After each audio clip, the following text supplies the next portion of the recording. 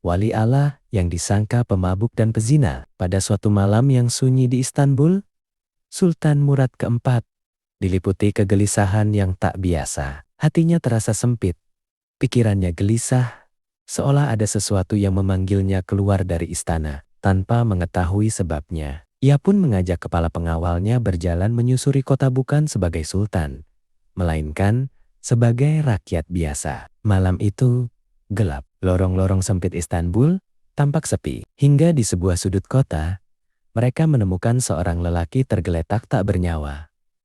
Usianya sekitar 50 tahun. Pakaiannya sederhana, wajahnya tenang. Namun tubuhnya telah kaku, tanda bahwa ruhnya telah pergi. Sultan Murad tertegun. Yang membuatnya lebih heran bukanlah kematian lelaki itu, melainkan sikap masyarakat sekitar. Tak seorang pun peduli. Tak ada yang menolong. Tak ada yang merasa kehilangan. Siapakah dia? Tanya Sultan Murad kepada warga. Dia pemabuk, pezina, jawab mereka singkat.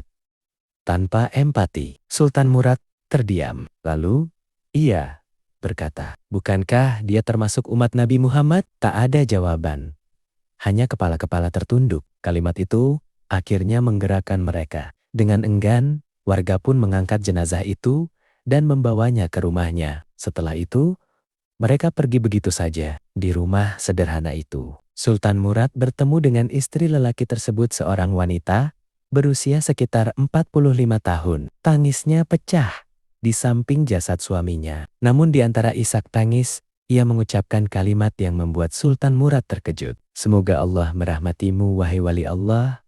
Aku bersaksi engkau termasuk orang-orang soleh. Sultan Murad tak kuasa menyembunyikan keheranannya. Bagaimana mungkin? Tanyanya. Orang-orang menyebut suamimu pemabuk dan pezina. Tak seorang pun peduli. Saat ia meninggal, sang istri pun mulai bercerita. Hampir setiap malam, suaminya memang keluar rumah. Ia pergi ke toko minuman keras, membeli sebanyak yang ia mampu, lalu membawanya pulang. Namun bukan untuk diminum, melainkan untuk dibuang ke dalam toilet. Aku telah mengurangi dosa kaum muslimin malam ini, kata suaminya setiap kali selesai. Tak hanya itu, ia juga mendatangi rumah rama-rama pelacuran. Ia memberi uang kepada para perempuan di sana, lalu berkata, malam ini aku bayar kalian. Tutup pintu rumahmu sampai pagi. Kemudian ia pulang dengan hati lega, seraya berkata, Alhamdulillah, malam ini aku telah meringankan dosa kaum muslimin. Namun,